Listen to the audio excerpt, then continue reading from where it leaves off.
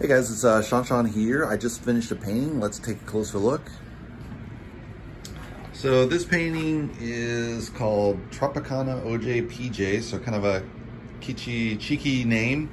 Let's look a little bit closer. You can check it out. Got this really nice dark green with these really tropical colors, really bold fluorescent colors I'm using here. So it'll really pop if you got those kind of colors in your house or you have a lot of flowers. I think it really works in a Caribbean kind of settings. Maybe you're going to the Bahamas, you can ship this to your house maybe.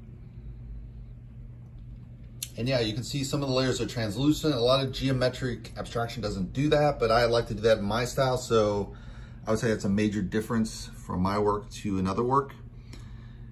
And that's the work. So yeah, check it out if you guys want to get it. It's 22 by 45 inches, $2,300, and check it out on my website, www.ShawNshawN.co. Thanks guys.